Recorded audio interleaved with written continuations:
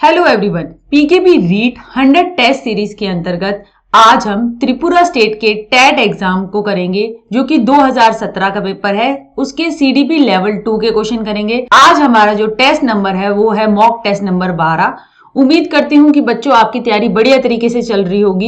एक time table बना लीजिए कि मुझे आज इन विषयों के ये टॉपिक्स करने हैं। मॉक टेस्ट जरूर लगाइए। मॉक टेस्ट का अब समय आ गया है, उससे आपकी प्रैक्टिस होगी और आपको पता चल जाएगा कौन सा कॉन्सेप्ट आपको अभी और ढंग से करना है, जिसके बारे में और लिटरेचर और बुक्स और किताबें पढ़कर उसको अच्छी तरह समझना है। तो तैयारी करते रहिए। All the best. अब हम शुरू करते हैं अपनी वीडियो। पहला सवाल, जीन पियाजे जो थे वो एक स्विट्जरलैंड से बिलोंग करते थे। उन्होंने कंस्ट्रक्टिविज्म, जिसमें कहा गया है कि बच्चा जो है ना उसका एक्टिव रोल है, यानी बच्चा एक सक्रिय प्राणी है जिसका रोल है जो नॉलेज के कंस्ट्रक्शन में, ज्ञान की संरचना में बच्चा एक एक्टिव पार्टिसिपेंट की तरह काम करता है।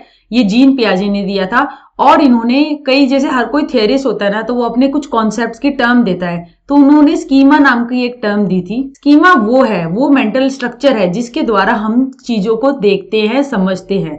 ठीक है, तो ये स्कीमा शब्द आप याद रखना। और स्कीमा जो है वो एज के साथ बदलता रहता है, बढ़ता रहता है और रिफाइन होता चला जाता है। यानी कि अगर एक छोटा बच्चा है, उसका स्कीमा का कॉन्सेप्ट एक जानवर को लेकर, कुत्ते को लेकर है, मगर जो वयस्क है उसकी कितनी डिटेल स्पेसिफिकेशंस कुत्ते के बारे में लेकर हो जाती है, तो उसका स्कीमा उम्र के साथ कितना बढ़ जाता है। तो ये सब उसने कहा था जीन पियाजे ने कि कैसे बच्चे की थिंकिंग, इनका मेन काम जो था ना बेटा वो कॉग्निटिव डेवलपमेंट से रिलेटेड था, संज्ञानात्मक विकास से रिलेटेड था। इसके लिए इन्होंने 4 स्टेजेस दी थी। और तो ये बेसिकली जो थे ये साइकोलॉजिस्ट थे, यानी मनोवैज्ञानिक थे। न्यूरोलॉजिस्ट, नर्व तंत्रिकाओं से रिलेटेड, वो ये नहीं थे। बायोलॉजिस्ट भी नहीं थे, मतलब बायो से रिलेटेड, यानी कि ऑर्गेनिक लिविंग ऑर्गेनिज्म जो होते हैं उनसे रिलेटेड, जैविक से रिलेटेड भी नहीं थे। इनका ये मूल रूप से मनोवैज्ञानिक थे। हाँ, इन्होंने जूलॉजी के ऊपर इन्होंने अपनी उस पर स्टडी की थी, मगर इन्होंने फिर कॉग्निटिविज्म और संज्ञानात्मक विकास की स्टेज में बहुत ज्यादा काम किया। नन ऑफ दिस इसका आंसर नहीं है। दूसरा सवाल, लर्निंग, अधिगम डिपेंड करता है कॉग्निटिव डेवलपमेंट में, यानी संज्ञानात्मक विकास पे अधिगम डिपेंड करते हैं। हाँ, ये तो बिल्कुल सही है। जैसे जैसे हमारा संज्ञानात्मक विकास होता जाता है हम और भी बहुत सारी चीजें सीख लेते हैं। जैसे गाड़ी चलाना सीखना, वो एक आप जो है आपकी कॉग्निटिव डेवलपमेंट हो जाएगी, यानी कि आपको पता है कि डायरेक्शन कैसे है, स्पेशल अंडरस्टैंडिंग आपकी हो जाएगी, तो आप उस चीज की लर्निंग कर सकते हैं। तो लर्निंग हमेशा कॉग्निटिव डेवलपमेंट पे होती है बेस। तो ये इसका आंसर है ऑलवेज, हमेशा। कभी कभी नहीं होता और नेवर तो बिल्कुल भी नहीं है। लर्निंग का, अधिगम का संज्ञानात्मक विकास के साथ सीधा संबंध है, वो डिपेंड करती है। जैसे जैसे संज्ञानात्मक विकास होता जाता है उतनी हम मोर कॉम्प्लेक्स चीजें, सिंपल से ज्यादा और भी कॉम्प्लेक्स लर्निंग करते चले जाते हैं। यानी कि कोई अगर आर्किटेक्ट है तो वो एक कॉग्निटिव डेवलपमेंट उसकी हो गई है, वो अब अडल्ट है, तो उसने जो है वो एक मैप के अंदर, एक चित्र के अंदर वो पूरे घर का नक्शा बना देता है। तो वो एक तरीके की लर्निंग, अधिगम कैसे हुआ, उसकी कॉग्निटिव डेवलपमेंट हुई। एक छोटा बच्चा तो नहीं बना सकता और ना उतनी डिटेल। तो ये याद रखिएगा, इनकी जो रिलेशनशिप है वो ऑलवेज पॉजिटिव है और वो हमेशा उस पर डिपेंड करती है। अधिगम संज्ञानात्मक विकास पे हमेशा डिपेंड करता है। गिफ्टेड होने का इनमें से कौन सा साइन नहीं है? अब गिफ्टेड का मतलब हुआ प्रतिभाशाली, जिनका आईक्यू जो है वो 140 से ज्यादा है। ठीक है, इसमें बताना है कौन सा साइन नहीं है। अब गिफ्टेड जो होगा वो इमेजिनेटिव थिंकिंग करेगा, यानी वो कल्पनात्मक चिंतन करेगा। हाँ, क्योंकि भाई उसका आईक्यू तो बहुत ही ज्यादा है और वो नई नई चीजों को देख पा रहा है, तो कल्पना शक्ति, थिंकिंग गिफ्टेड में इन्वॉल्व होती है, ये तो सही है। पुअर पर्सनल रिलेशनशिप, यानी कि जो उसके संबंध होंगे, पर्सनल रिलेशनशिप, वो पुअर होंगे। भाई ऐसा कुछ भी नहीं है, वो अच्छे रिलेशनशिप भी हो सकते हैं। ये परस्पर संबंध जो है पर्सनल, वो पुअर होंगे, ये बात गलत है। और हमें बतानी थी कि कौन सा साइन गलत है, तो यही इसका आंसर हो जाएगा। हाँ, क्रिएटिविटी जो है ना और गिफ्टेडनेस का, हाँ इसमें एक पॉजिटिव रिलेशन है, क्योंकि जो कि गिफ्टेड होगा ना वो जो है वो अपने से 2 स्तर ऊपर का काम बड़ी आराम से कर लेगा। वो जो होगा उसको नया नया काम टीचर से लेने की होगी और वो जो है वो काफी एक्टिव होगा। और अगर उसको आप उस तरीके का काम नहीं देंगे तो वो क्लास में डिसरप्शन करेगा। तो अब इंटेलिजेंट तो है, प्रतिभाशाली तो है। अब प्रतिभाशाली छात्र जो है उसमें सृजनात्मकता के भी गुण पाए जाते हैं। सृजनात्मकता इस तरीके से कि वो नई चीजों के बारे में भी सोच सकता है। प्रतिभा होगी तो जैसे कि प्रतिभा है किसी के अंदर, म्यूजिकल टैलेंट है यानी बजाने का, तो वो नए नए तरीके के गाने भी बना पाएगा। तो इस तरीके से जो टैलेंट है और क्रिएटिविटी का, ये इन सब में जो है ना पॉजिटिव रिलेशन है, और वो एक साइन है बीइंग गिफ्टेड का। पुअर पर्सन रिलेशनशिप ये कोई एक साइन नहीं है। एक क्लासरूम सिचुएशन के अंदर आप एक डायग्नोस्टिक टेस्ट कंडक्ट कर रहे हो, यानी पता लगाने की कोशिश कर रहे हो कि क्या दिक्कत है, क्यों दिक्कत है, बिफोर और ड्यूरिंग इंस्ट्रक्शन, यानी आपने पढ़ाने से पहले और या फिर पढ़ाने के दौरान। अब दौरान जब भी आ जाता है ना बेटा, तो वो आती है हमारी फॉर्मेटिव असेसमेंट, यानी साथ साथ चलने वाली रचनात्मक, साथ साथ आप कर रहे हो, तो ये कहलाएगी हमारी फॉर्मेटिव असेसमेंट। समेटिव असेसमेंट तो सम यानी कि योगात्मक, वो होती है एंड में। तो ये नहीं है इसका आंसर, दोनों भी नहीं है, नन ऑफ द अबव नहीं है, क्योंकि आप जो है वो त्रुटियों को पहले और दौरान दोनों तरीके से देख रहे हो। नॉट स्टैंडर्डाइज का मतलब यह है कि कोई ये मानकता प्राप्त नहीं है, टीचर ने अपने आप बनाया है जो बच्चों की कमियां देखने के लिए कि कौन सी सब्जेक्ट में कौन से टॉपिक को लेकर कौन सी कमियां आ रही है। तो स्टैंडर्डाइजेशन जो होता है वो नॉट स्टैंडर्डाइज इसलिए है, स्टैंडर्डाइजेशन जो होता है वो एक मानक जो होता है उसको कहते हैं, और नॉट स्टैंडर्डाइज है क्योंकि टीचर ने ये खुद बनाया है। बहुत सारे लोगों पे इसका एक्सपेरिमेंट करके इसे मानकता प्रदान नहीं करवाई है, अपने बच्चों से रिलेटेड उसने खुद बनाया है। अधिगम का इनमें से कौन सा प्रोडक्ट नहीं है? स्किल का सीखना। स्किल का सीखना तो भाई अधिगम का प्रोडक्ट है। आप स्विमिंग है वो एक स्किल है, तैरना स्किल है, आप सीखते हो, अधिगम करते हो तो आप एक स्किल को सीख जाते हो। नॉलेज यानी कि ज्ञान, ज्ञान एक अधिगम का प्रोडक्ट है। आप जो है सीडीपी के बारे में पढ़ रहे हो तो आप उसके बारे में नॉलेज, ज्ञान का कंस्ट्रक्शन कर रहे हो। आप ज्ञान एक तरीके से उसको पूरा सीडीपी की क्या क्या थियरी है, कैसे कैसे रिलेटेड है, किसी भी सब्जेक्ट की आप जो है वो नॉलेज ले रहे हो, वो अधिगम करके ही तो ले रहे हो। मैच्योरेशन जो होता है ना बेटा वो होता है परिपक्वता। परिपक्वता से आधारित है कि हमारे शरीर के जितनी भी फिजिकल ग्रोथ और डेवलपमेंट है, यानी कि एडोलेसेंस जब खत्म होता है और अडल्टहुड शुरू हो जाता है, किशोर अवस्था खत्म होने के बाद जब ये अडल्टहुड शुरू हो जाता है तो तब जो है इंसान पूरी तरीके से परिपक्व हो जाता है, यानी कि अब इसके बाद इसकी कोई हाइट नहीं बढ़ेगी और एक फुल तरीके से वो तैयार है, तो वो कहलाता है मैच्योरेशन। मैच्योरेशन जो है वो इनेट है, यानी कि अंदर से है, जेनेटिक है, वो कोई लर्निंग का प्रोडक्ट नहीं है। वो अपने आप ही एक फिक्स पॉइंट के बाद ये पता चल जाएगा ये अब पूरी तरीके से तैयार है। तो ये फिजिकल से, फिजियोलॉजी से रिलेटेड है, ये लर्निंग से कोई इसका लेना देना नहीं है। तो इसका आंसर है सी, मैच्योरेशन। स्टैनफोर्ड बिनेट टेस्ट जो कि 1916 में आया था, अमेरिका में डेवलप किया था, ये जो था इसके अंदर 90 आइटम्स थे। ये किसको मेजर कर रहा था? ये मेजर कर रहा था बुद्धि को, इंटेलिजेंस को। स्टैनफोर्ड एक यूनिवर्सिटी है, उसमें ये डेवलप हुआ था, और बिने ने जो पहले हमारे 1905 में अपना जो टेस्ट लिया था उसके कुछ आइटम्स को उसे यूज किया गया था, तो इसलिए इसका नाम स्टैनफोर्ड बिनेट टेस्ट पड़ा। और ये बुद्धि को माप रहा था, और ये बुद्धि 3 से 14 साल के लोगों की नाप रहा था। ये एक इंडिविजुअल यानी कि एक बंदे को एक टाइम पे देने वाला वर्बल यानी शाब्दिक टेस्ट था। तो स्टैनफोर्ड बिनेट टेस्ट बुद्धि को नापता है, ना पर व्यक्तित्व को नापता है, ना ही पढ़ने की एफिशिएंसी को नापता है, ना नन ऑफ दिस इसका आंसर है। इसका आंसर है सी। अगला सवाल, बेसिक यूनिट हेरिडिटी की क्या है? हेरिडिटी यानी कि जो हमारा वंशाक्रमण है, वंशाक्रमण की जो हमारी बेसिक जो है वो है जीन्स। जीन से हमारा जो होता है, हमारा सब कुछ बनता है, हमारी बेसिक यूनिट है जिससे सारे हमारे कैरेक्टरिस्टिक्स डिटरमाइंड होते हैं। एक जीन्स के अंदर कुछ गुण जो होते हैं माता से आते हैं, कुछ पिता से आते हैं, और उस तरीके से एक जो इंडिविजुअल पैदा होता है वो दोनों के गुण लेकर पैदा होता है। तो इसका बेसिक यूनिट है वंशाक्रमण की जीन। जाइगोट तो भाई बच्चा जो होता है जब वो हमारी स्टेज 2 होती है प्री नेटल डेवलपमेंट की, उसके अंदर होता है 2 हफ्तों से लेकर 2 महीने वाली स्टेज को जाइगोट पीरियड कहते हैं। क्रोमोसोम्स जो होते हैं ना, जीन्स के अंदर जो हमारे क्रोमोसोम्स होते हैं, तो जीन्स के अंदर का पार्ट है हमारा क्रोमोसोम। बेसिक यूनिट जो तो होती है वो जीन। मेंटल एज यानी मानसिक आयु और क्रोनोलॉजिकल एज यानी वास्तविक आयु एक स्टूडेंट की 8 और 8 है, तो उसका आईक्यू क्या होगा? उसका आईक्यू होगा हमारा पता है कि ऊपर आती है हमारी मानसिक आयु और नीचे आती है वास्तविक आयु बटे में और गुणा में 100।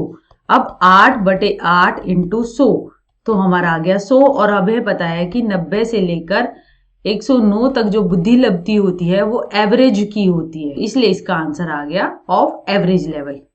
अबव एवरेज लेवल नहीं है, अबव एवरेज लेवल तो गिफ्टेड वाली हो गई जो कि 140 से ज्यादा वाले की होती है। बिलो एवरेज लेवल यानी 90 से कम जो कि हमारी मेंटल रिटार्डेड की होती है।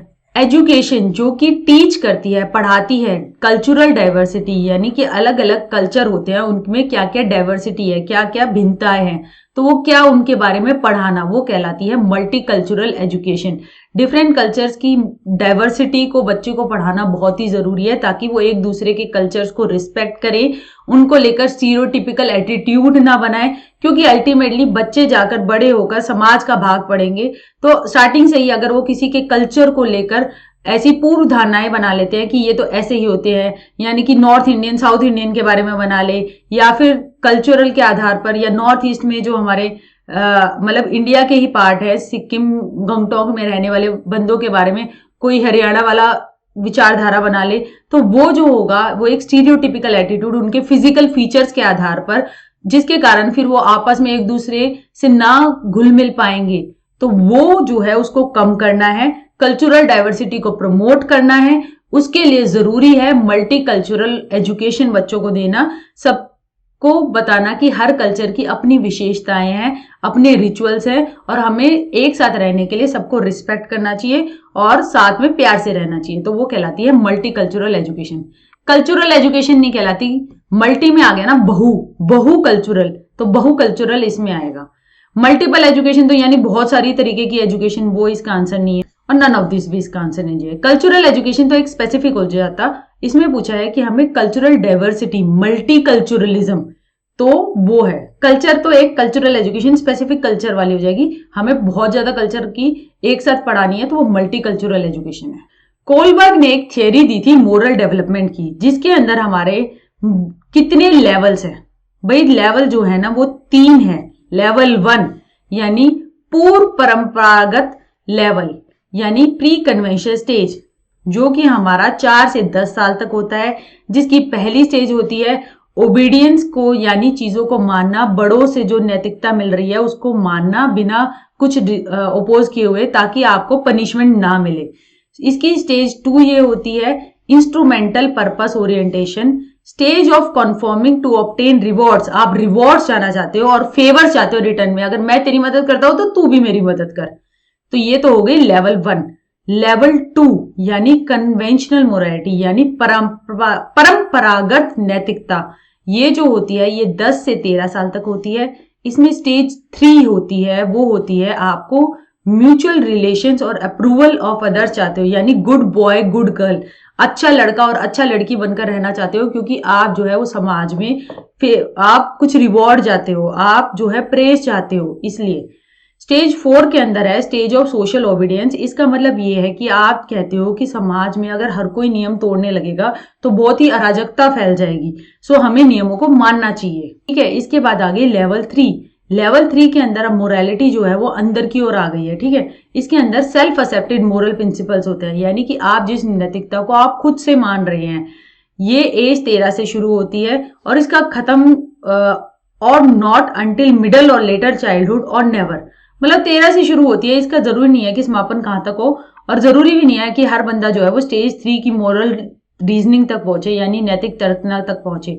स्टेज 5 जो है वो है कि आप जो है नियमों को डेमोक्रेटिकली एस्टैब्लिश करके बनाते हो। पहले तो ये था कि रूल बदल ही नहीं सकते, रूलों को मानना है, ये सब है। स्टेज 3 के अंदर आप कहते हो कि रूलों में बदलाव जरूरी है, आप जो है डेमोक्रेटिक वे से मिलकर रूलों को चेंज कर सकते हो। जैसे ट्रिपल तलाक, वो पहले स्टेज 4 का बच्चा कहेगा कि ट्रिपल तलाक जो है कि वो तो नियम है, वो तो मानना ही पड़ेगा, ये है। मगर स्टेज 5 का जो है वो डेमोक्रेटिक प्रिंसिपल की बात करेगा कि सबने मिलजुल कर अगर इसका इस नियम को बदला और ये जो है ये समाज के लिए ठीक नहीं है, तो वो जो है उसको बदल देना चाहिए, यानी rules can be changed.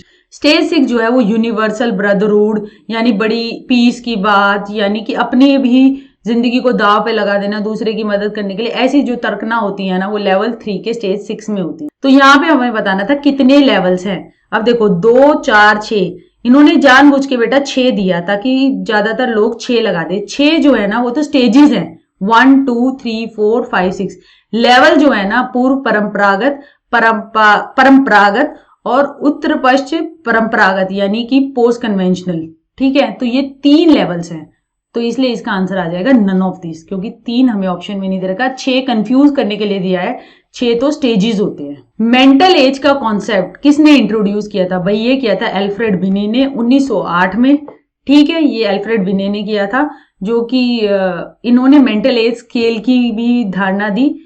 IQ, intelligence quotient, जो कि मेंटल एज बटे में क्रोनोलॉजिकल एज है, ये 1912 में विलियम स्टर्न ने दिया था, ये रेशो के टर्म्स में। ठीक है, और टर्मन ने 1916 में कहा कि आईक्यू जो है ना, वो है मेंटल एज बटे में क्रोनोलॉजिकल एज इनटू 100। ठीक है, उसने 100 से गुणा करने वाला ये वाला सूत्र टर्मन ने दिया था।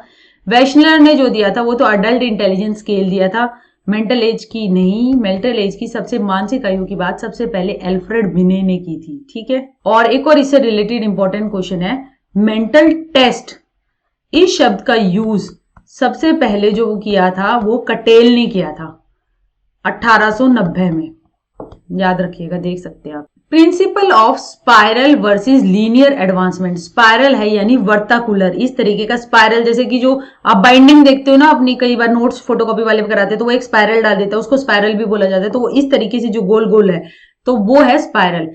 हमें कहा गया कि जो हमारा डेवलपमेंट है वो लीनियर, रेखीय ना होकर वो स्पाइरल है। इसके अंदर ये होती है कि व्यक्ति का विकास देखिए यहां से शुरू होता है। ठीक है, अब इस तरीके से विकास बढ़ रहा है, विकास बढ़ रहा है तो वो जैसे जैसे आगे जा रहा है, मगर वो पीछे भी आता है, अपनी जो पुरानी लर्निंग है उसको कंसोलिडेट करता है, उसको सुदृढ़ीकरण करता है, तो फिर वो विकास आगे बढ़ता है। ऐसा नहीं है कि जो डेवलपमेंट है वो बढ़ती ही जा रही। अगर ऐसा होता कि विकास रेखीय नहीं है, वर्ताकुलर स्पाइरल है, इसमें यह भी आप देख सकते हैं कि हमारा स्पाइरल लीनियर होता ना, लीनियर होता तो बढ़ता ही चला जाता। जैसे कि आप ग्रोथ भी डेवलपमेंट के अंदर आती है, तो अगर ग्रोथ होने लग जाती है, जैसे कि प्री नेटल में यानी कि गर्भ में बहुत ज्यादा, सबसे ज्यादा ग्रोथ होती है, अगर उसी स्पीड से ग्रोथ चली बढ़ती ही रहती, जब आप पैदा होते हो और जब तक बिल्कुल, जब इंसान पैदा होता है और उसकी मृत्यु होती है उसी दर से बढ़ता रहता, तो वो तो पता नहीं कितना बढ़ जाता, कितने लाख गुना बढ़ जाता। तो ऐसा नहीं है, लीनियर एडवांसमेंट नहीं है, स्पाइरल एडवांसमेंट है।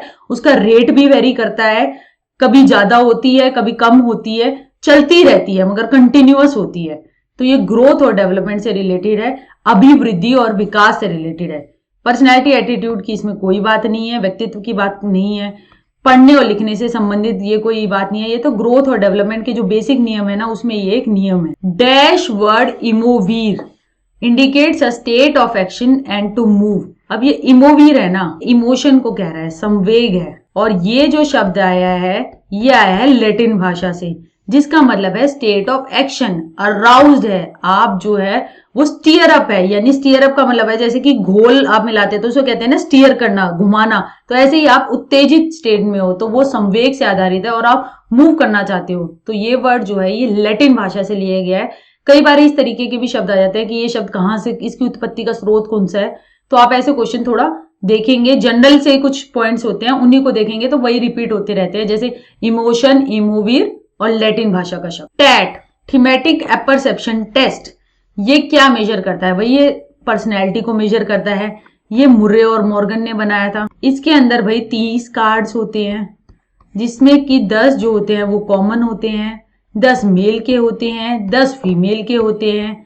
ये अडल्ट के लिए, बड़ों के लिए है। एक बारी में एक बंदे को सिर्फ 20 कार्ड्स दिए जाते हैं, एक एक करके दिए जाते हैं। कार्ड्स के अंदर डिफरेंट पिक्चर्स बनी होती हैं। पिक्चर्स को देखकर बंदा उसके बारे में अनकॉन्शियसली जो भी उसको विचार आता है या जो कहानी करना चाहता है वो बताता है, और फिर उसकी इवेल्युएशन करके उसके अनकॉन्शियस, अवचेतन मन के बारे में, उसकी व्यक्तित्व के बारे में बता दिया जाता है। तो ये एक तरीके का प्रोजेक्टिव टेस्ट है, डायरेक्ट टेस्ट नहीं है कि आपने क्वेश्चनएयर भर दिया या आपने रेटिंग लगाई है। ये प्रोजेक्टिव टेस्ट है, यानी कि आप एक टेस्ट के ऊपर अपने सारे इमोशन प्रोजेक्ट कर रहे हो, आप अपनी सारी बातें अनकॉन्शियसली, अवचेतन मन में जो दबी हुई है वो बता पा रहे हो। ये एक पर्सनैलिटी का टेस्ट है, बुद्धि का नहीं है, एप्टीट्यूड का भी नहीं है। भाई एप्टीट्यूड तो वो होता है कि जिस क्षेत्र में अगर आप काम करोगे तो आप जो है वो बहुत अच्छी तरह से कर सकते हो, यानी अगर किसी का टीचिंग एप्टीट्यूड है तो वो बहुत अच्छी टीचर बनने के उसके चांस है, यानी उस क्षेत्र में आप काम करोगे तो आपकी अचीवमेंट ज्यादा है। ड्रॉ करना एक ज्योमेट्रिकल डिजाइन को, ये कौन सी लर्निंग? आप एक ज्योमेट्रिकल डिजाइन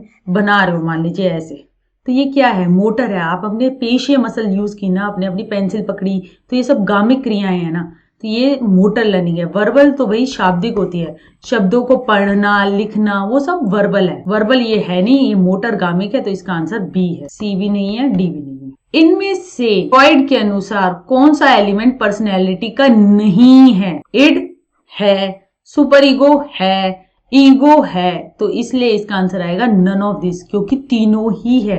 अब आप ये देखिए कि इड जो होता है ना, वो पूरा अनकॉन्शियस में, अवचेतन मन में एक आइसबर्ग की तरह देखे तो वो डूबा हुआ है, ठीक है।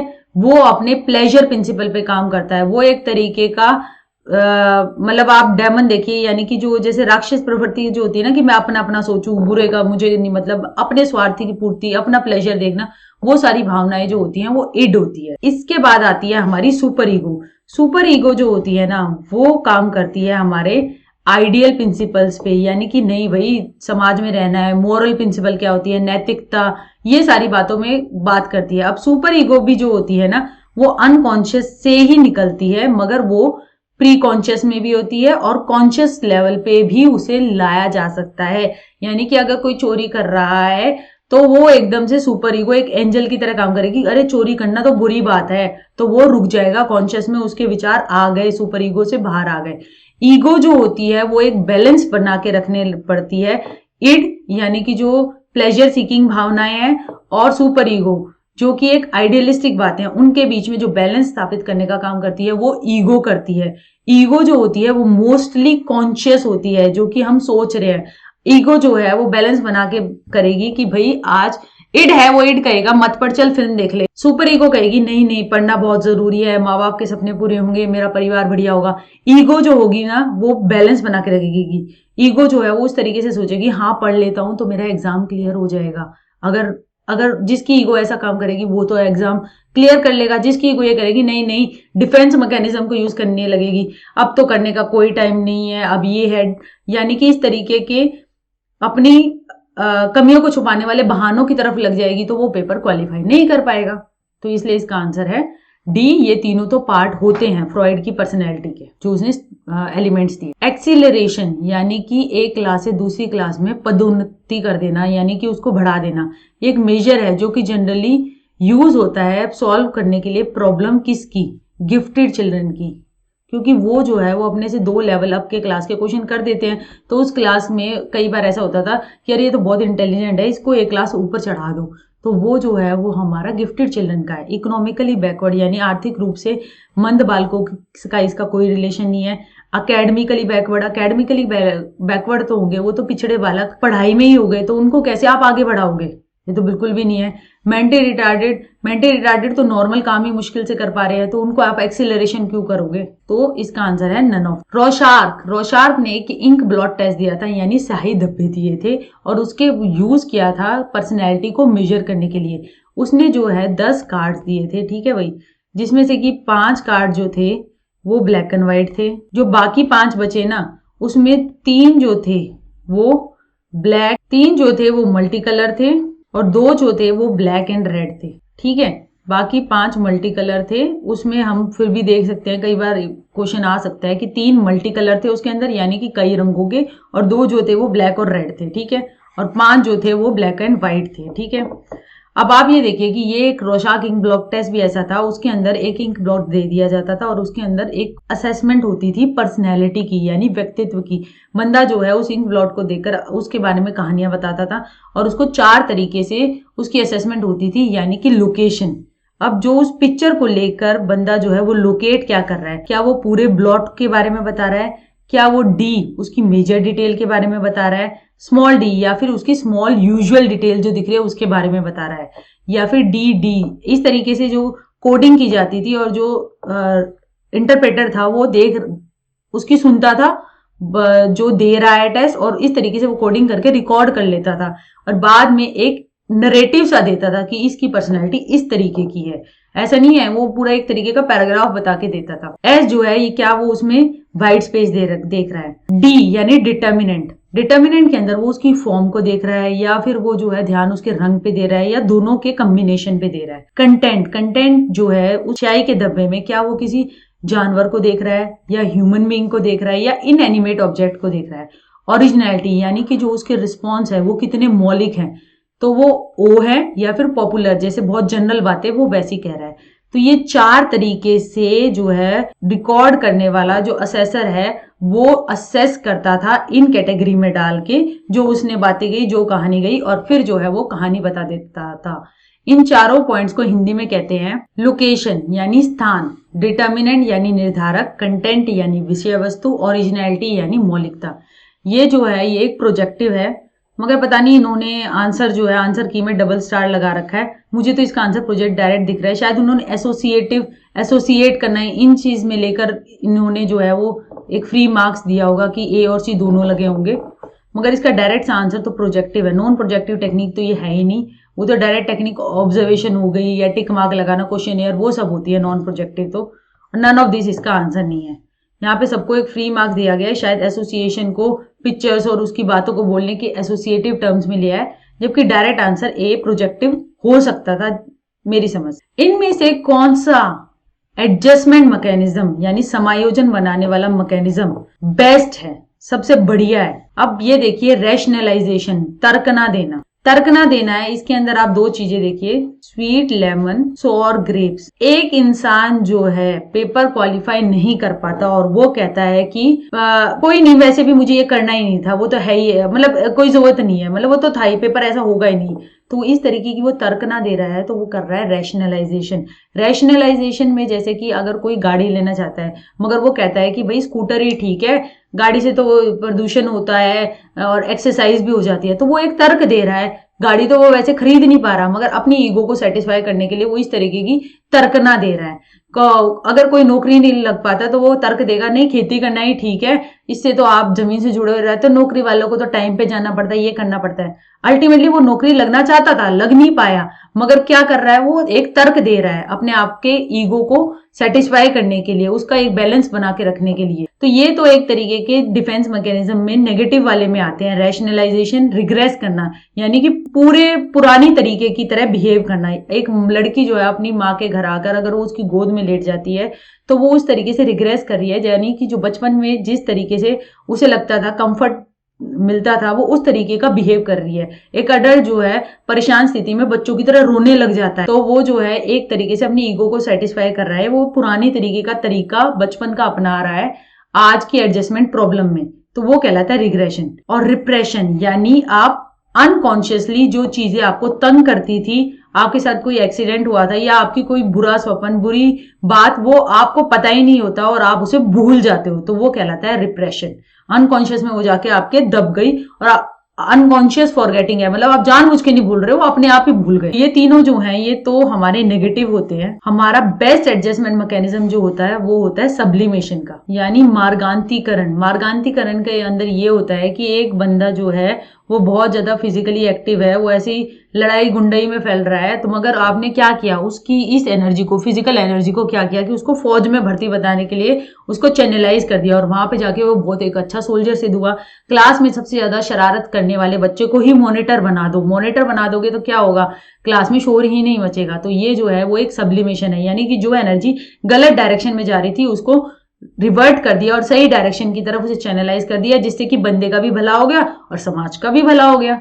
तो वो एक बेस्ट एडजस्टमेंट मैकेनिज्म होता है। ये तीनों तो नेगेटिव है, इस तरीके से तो ये तीनों को तो खुद को धोखा देने वाली बात है। तो इसका आंसर है नन ऑफ। किसने कहा था कि बच्चा एक मोरल, नैतिक फिलोसोफर है, नैतिक दर्शन शास्त्री है?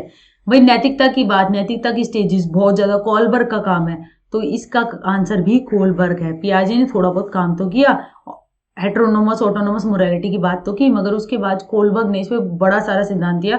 उसी ने फिर ये कहा कि बच्चा जो है वो एक नैतिक दर्शन शास्त्री है। एरिक्सन ने तो साइको सोशल स्टेजेस दी थी, आइडेंटिटी से रिलेटेड, ईगो से रिलेटेड, जिसने फ्रॉइड के काम से जोड़कर फिर आगे काम बढ़ाया था। लर्निंग डिसेबिलिटी यानी अधिगम अक्षमता, इसके कारण क्या हो सकते हैं? इसके कारण जन्मजात भी हो सकते हैं और ऑर्गेनिक इन्वायरमेंटल फैक्टर्स भी हो सकते हैं। आप क्लास में इस तरीके का मटेरियल दे ही नहीं रहे कि बच्चा कोई डिस्लेक्सिक है जिसके अंदर अधिगम पठन वैफल्य है। जैसे कि आपने उस फिल्म में देखा होगा आमिर खान वाली तारे जमीन पर, अगर एक टीचर इन्वायरमेंट में आकर उस बच्चे को मदद कर रही है, उसको सैंड पे उंगली चलवा के देख रही है, उसके शब्दों को रिलेट करवा रही है बोलने वाले से, तो वो जो है वो लर्निंग डिसेबिलिटी इंप्रूव हो गई।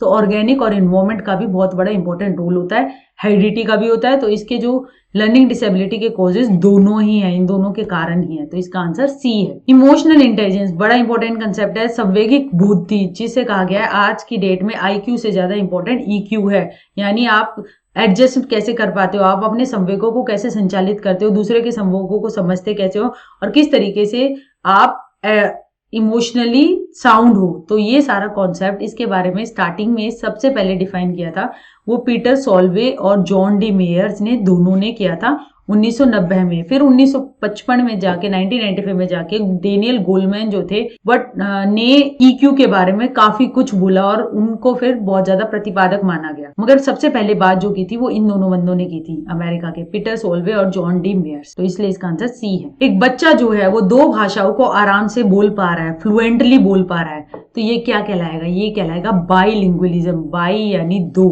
ठीक है। सेमी लिंगुअलिज्म, सेमी कोई लिंगुअलिज्म ऐसा कुछ नहीं होता। मल्टीलिंगुअलिज्म होता है, ये होती है बहुभाषिता, यानी बहुत सारी भाषाओं को अच्छी तरीके से बोल पाना, समझ पाना। यहाँ पे 2 भाषाओं का है तो इसलिए इसे कहते हैं बाईलिंगुअलिज्म। हम ज्यादातर जो है हिंदी को समझ पाते हैं और इंग्लिश को समझ पाते हैं, तो वो हो गया बाईलिंगुअलिज्म। अगर कोई जो है साउथ इंडिया में है तो अगर वो तमिल, तेलुगु इन सबको भी समझ पा रहा है, इंग्लिश को भी समझ पा रहा है और बोल पा रहा है, तो वो कहलाएगा मल्टीलिंगुअलिज्म। 2 भाषा यानी बाइलिंगुअलिज्म। ये हायरार्की थ्योरी है मैस्लो की, जिसके अंदर नीड्स को क्लासिफाई किया गया है, जरूरतों को। तो सबसे नीचे जो होती हैं वो होती है हमारी फिजियोलॉजिकल नीड, यानी कि खाना, रोटी, कपड़ा और मकान, ठीक है। ये हमारी बेसिक नीड होती है, मूलभूत नीड होती है। उसके बाद आती है सेफ्टी नीड, जो कि आप सिक्योर हो या नहीं, आपकी सेफ्टी से रिलेटेड। ये बेसिक नीड्स के अंदर फिजियोलॉजिकल नीड्स, फिर आती है सेफ्टी नीड्स 1, 2 और फिर आ गए हम तीसरी बिलोंगिंगनेस एंड लव नीड्स, यानी कि किसी के साथ आप जो परस्पर आंतरिक संबंध बना रहे हो, दोस्त बना रहे हो, ठीक है। इसके बाद आ गई एस्टीम नीड्स, यानी कि प्रेस्टीज, फीलिंग ऑफ एकम्प्लिशमेंट, कुछ पाया, कुछ जैसे कि टीचर आप लग गए तो आपकी एस्टीम नीड फुलफिल हो गई कि हाँ मैंने इस चीज को, मैंने कोर्स किया, मैंने पेपर क्वालिफाई किया, तो आपकी एस्टीम नीड्स फुलफिल हुई। सेल्फ एक्चुअलाइजेशन जब होगा, यानी कि आप अगर टीचिंग की नौकरी लग भी गए और आप उस तरीके में अपना फुल पोटेंशियल दे रहे हो, आप जो है उसी क्षेत्र में बहुत कुछ करना चाहते थे और आप खुश हो उस चीज को कर कर, तो वो कहलाएगा सेल्फ एक्चुअलाइजेशन। जरूरी नहीं है एस्टीम नीड फुलफिल हो जाए, यानी कि बहुत बड़ा प्रधानमंत्री भी बन गया तो वो सेल्फ एक्चुअलाइज कर जाए, नहीं है ऐसा। सेल्फ एक्चुअलाइजेशन उस चीज, जिस चीज में आप करना चाहते थे, जिस चीज में आपका पोटेंशियल था और जिसको कर कर आपको एंड तक खुशी मिलती रहती है, वो कहलाता है सेल्फ एक्चुअलाइजेशन। वो होती है सेल्फ, यानी अहम फुलफिलमेंट नीड, वो सबसे एंड में होती। तो अब यहाँ पे हम देख सकते हैं सबसे पहले आएगा, हमें इनको लगाना है बॉटम टू टॉप, यानी नीचे से ऊपर तक। तो सबसे पहले आएगा 1 फिजियोलॉजिकल नीड्स, ठीक है। फिर आएगा हमारा 5 ये सेफ्टी नीड्स। फिर आएगा हमारा 3 नीड्स टू बिलोंग, यानी संबंध बनाना। फिर आएगी हमारी एस्टीम नीड्स और सबसे ऊपर आएगा सेल्फ एक्चुअलाइजेशन। तो इसलिए इसका आंसर सी है। फिनाइल क्लेटोन्यूरिया PKU वो लीड करता है मेंटल रिटार्डेशन को। जन्म से पहले 1 साल के अंदर ही होने लग जाता है। इसके अंदर हमारा एमिनो एसिड जो होता है फिनाइल एनालिन, इनएबिलिटी होती है, मेटाबोलाइज नहीं कर पाता शरीर जो होता है एक एमिनो एसिड को, जिसका नाम है फिनाइल एनालिन, जो कि प्रोटीन में पाया जाता है, ठीक है। तो उसके कारण जो होती है मेंटल रिटार्डेशन हो जाती है। तो ये किससे रिलेटेड है? मेटाबॉलिज्म से रिलेटेड है। देखिएगा PKU फिनाइल क्लिटोन्यूरिया, ये एक इनेबिलिटी होती है, मेटाबोलाइज नहीं कर पाता, यानी कि संश्लेषित नहीं कर पाता एक एमिनो एसिड को। शरीर जो होता है उसे पचा नहीं पाता एक एमिनो एसिड जो कि फिनाइल एनिल है, जो कि प्रोटीन्स के अंदर मिलता है। प्रोटीन की बेसिक यूनिट एमिनो एसिड और एमिनो एसिड की एक टाइप फिनाइल एनिल, और फिनाइल एनिल को नहीं मेटाबोलाइज कर पा रहा, यानी पचा पा रहा। तो उसके कारण क्या होती है, पहले साल के अंदर ही मेंटल रिटार्डेशन शुरू हो जाती है, मानसिक विकारता शुरू हो जाती है। तो ये मेटाबॉलिक डिसऑर्डर है, व्यक्तित्व डिसऑर्डर नहीं है, साइकोलॉजिकल डिसऑर्डर नहीं है। मीनिंगफुल यूनिट, यानी कि ऐसी यूनिट जिसमें मीनिंग आधारित हो, वो है लैंग्वेज की, वो है मॉर्फीम, ठीक है। ये बेसिक सा क्वेश्चन है। जैसे मॉर्फिम जो कि मीनिंग से आधारित है, वो स्मॉलेस्ट यूनिट है। मीनिंग से आधारित लैंग्वेज की मॉर्फिम साउंड से आधारित जो होती है वो होती है फोनीम। मॉर्फिम शब्द के अंदर जो मीनिंगफुल शब्द है वो मॉर्फिम। सिंबल नहीं है इसका कोई आंसर, सिंबल तो लिखने से संबंधित है, साउंड से संबंधित जैसे पा, फा, ला, ये सब फोनीम है। मगर अगर हम लिखते हैं HUT हट, ये एक शब्द है जिसका मीनिंग है, तो ये एक मॉर्फिम है, मीनिंगफुल यूनिट है। जब एक लर्नर फॉलो करता है लर्निंग मेथड को, जनरल से स्पेसिफिक की तरफ जा रहा है, यानी रूल से एग्जाम्पल्स की तरफ जा रहा है, तो भाई वो क्या कर रहा है, वो डिडक्टिव कर रहा है, वो निगमन विधि कर रहा है। एक फॉर्मूला है और उससे वो उसके एग्जाम्पल्स कर रहा है। ठीक है, A+B का होल स्क्वायर का फॉर्मूला लगा के वो 2+3 का होल स्क्वायर के क्वेश्चंस कर रहा है, तो ये हो गई डिडक्टिव, जनरल से स्पेसिफिक। इंडक्टिव इसका उल्टा होता है, वो जो होती है वो एग्जाम्पल से रूल की तरफ जाना होता है, एग्जाम्पल से फॉर्मूला की तरफ जाना होता है, स्पेसिफिक से जनरल की तरफ जाना होता है, तो वो नहीं है। मिक्स भी कोई नहीं होती, तो इसलिए इसका आंसर है निगमन। Who assumed that every function of a child's cultural development appears twice? किसने कहा था कि बच्चे के जो कल्चरल डेवलपमेंट का कोई भी फंक्शन होती है तो वो 2 बार आता है। पहला इंटर साइकोलॉजिकली, यानी कि बाहर से आप जो है उसे दे रहे हो, आपका कल्चर जो है वो उसको दे रहा है, आपका समाज उसको दे रहा है, समाज बहुत सारा लैंग्वेज में उसको मैटर दे रहा है। और इंट्रा यानी उसने अपने अंतर तरीके से उस चीज को कितना समझा, तो कल्चर का रोल, कल्चर की इंपॉर्टेंस का रोल, इसमें बहुत ज्यादा वाइगोत्स्की का काम था। तो याद रखिएगा, ये इंटर यानी कि बाहर से आपके अंदर गया, और इंट्रा आपने अंदर ही अंदर उसको समझा, कंसोलिडेट किया और फिर आपकी लर्निंग हुई, तो दोनों प्रोसेस है। जबकि पियाजे जो थे ना वो बस यही कहते हैं कि अंदर से सब कुछ होता है, कल्चर का उनका कोई रोल नहीं था। कोलबर्ग ने तो भाई मोरल डेवलपमेंट की बात की थी, हल ने जो थी वो ड्राइव रिडक्शन थियरी की बात की थी। इसका आंसर है सी, वाइगोत्स्की। ऑपरेंट कंडीशनिंग की थियरी, सीधा डायरेक्ट क्वेश्चन, ये किसने दी थी भाई? ऑपरेंट कंडीशनिंग की थियरी जो कि स्टिमुलस, ऑर्गेनिज्म और रिस्पॉन्स, रीइंफोर्समेंट की बात, ये सारी बात जो थी वो स्किनर ने की थी। पैवलोव जो थे उन्होंने क्लासिकल कंडीशनिंग दी थी, और थॉर्नडाइक ने लॉज ऑफ लर्निंग यानी अधिगम के नियम दिए थे।